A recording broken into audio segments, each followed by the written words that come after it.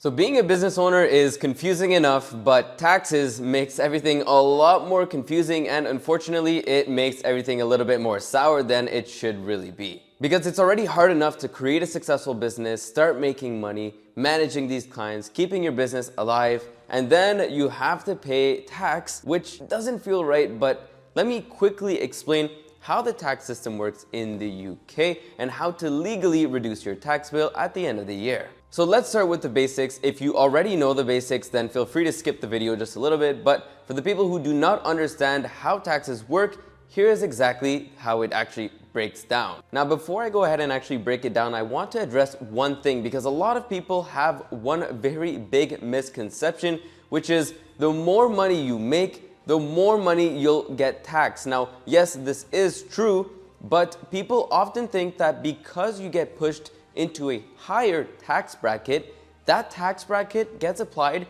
to your entire income, which is not true.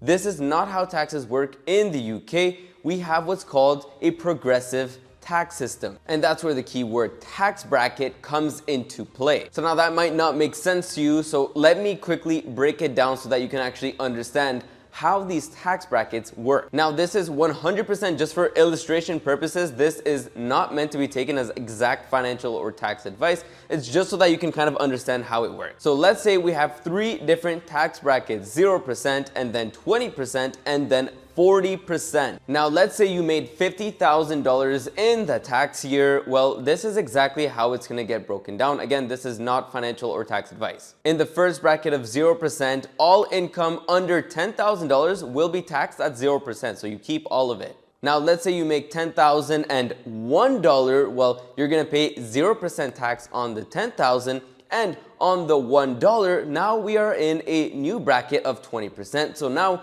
you have to pay a 20% tax on that dollar that is in the new bracket. So from $1, we're gonna lose 20 cents. Now, this 20% tax will apply for all income up to the next bracket of 40%, which will be at the $40,000 mark. So now let's say you made $40,000. Well, you're gonna pay 0% tax on the $10,000 that falls in the 0% bracket, and then you're gonna pay a 20% tax on the remaining amount between both brackets. So you're gonna be paying 20% tax on $30,000, because we're gonna take the $40,000, subtract $10,000, and now we have to pay 20% on the remaining $30,000. So if we did the math, 20% of $30,000 is $6,000. So that's the tax that we would now be paying, because we had to pay, again, 20% tax on that amount.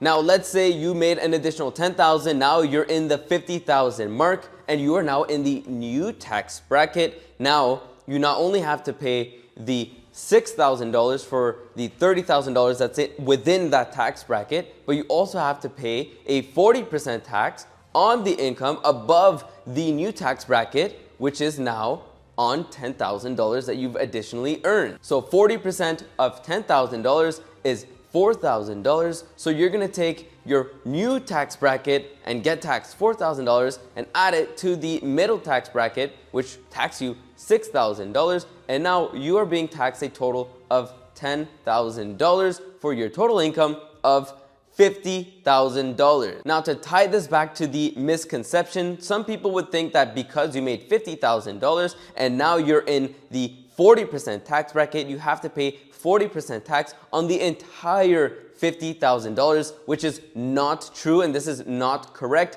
There are tax brackets in between which will tax you accordingly to the amount made. Because if this misconception was true, you would take your $50,000 and you would pay a tax of 40% on the entire thing, which would tax you $20,000, which again is not accurate. Instead, you're actually paying only a $10,000 tax. So that's half actually of what the misconception would be. And I've heard a lot of people say, I don't want to work extra hours because I'm going to be put in that new tax bracket and I'm actually going to lose money.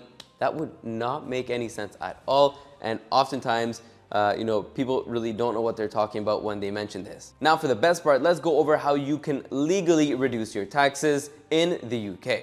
And if you're someone who's making a lot more money than the average Joe, then make sure to stick to the end, because the best trick is at the end, and this is 100% suitable for you.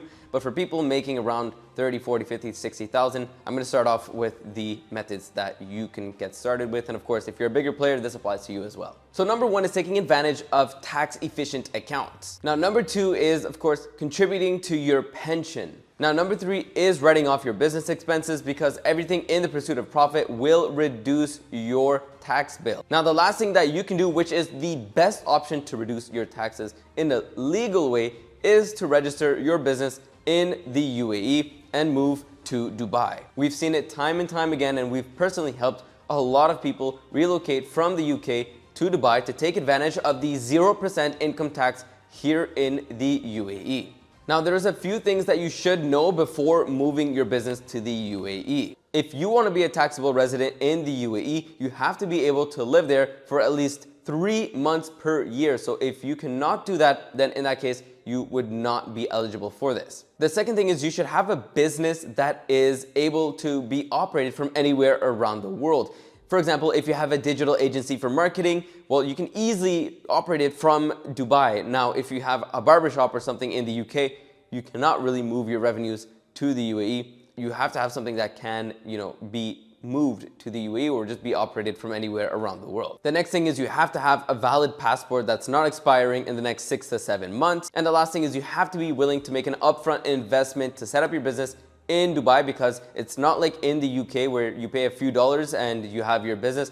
In Dubai, in the entire UAE, you have to make an investment, which is not cheap. But of course, considering the tax savings, it is very worth it for many people. For example, let's say your business setup costs you $10,000 and you're paying $30,000 in tax, which is the estimated tax on an income of $100,000. So in that case, it really does make sense for you to set up in Dubai, because that $10,000 fee, subtract that off of your $30,000 tax savings, you're left with $20K to invest in your business, to invest in travel, invest in your lifestyle, whatever you want. Now, if this does sound like you do want to set up your business in Dubai, you want to do it easily, quickly, and you want to save money right now with your business before 2024 starts, make sure to book a call with us down in the description down below or the comment section. We would be more than happy to help you relocate your business to the UAE, because it is confusing, it is difficult.